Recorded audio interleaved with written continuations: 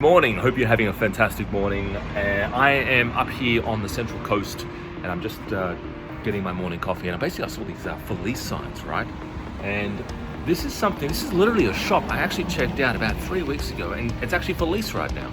And it's actually empty inside there. This is just another pure example of a huge retail space, but it's an example of the tides are turning, especially for retail, right? So if you're thinking of starting a business, you're like, hey, I'm going to open up a shop and I'm going to start a retail business selling e-com wares, right, or physical products.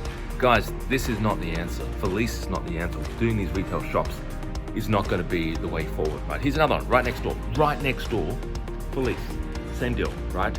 Same deal. It's pretty bad. What's this shop? This used to be. Yeah, again, massive space. And it is just another example of why you don't particularly want to be in this sort of retail space. You do not want to be doing retail shops, right? You want to be selling stuff on Amazon. You want to be selling stuff online. This is where you're fully automated, you're leverageable, and that basically means you can work from anywhere essentially, and you're not tied to a location.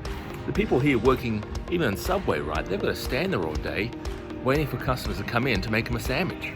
And you're not leverageable, right? You can't do anything else. You've got to sit there and wait for customers to come in. So the one thing I like about in terms of having an online business is you can go to the beach and have customers come in, buy your products, have it shipped out automatically, especially with Amazon, and Bob's your uncle. It's a lot easier. So yeah, just keep that in mind, guys, in terms of running a business. If you're thinking of starting a business and looking at maybe products, maybe you're thinking, what products am I going to sell, and you're not too sure, then check out the webinar that we have. We do go through about 10 different products that are selling really well right now on Amazon, and we talk about the steps that you need to take to get your Amazon business up and running.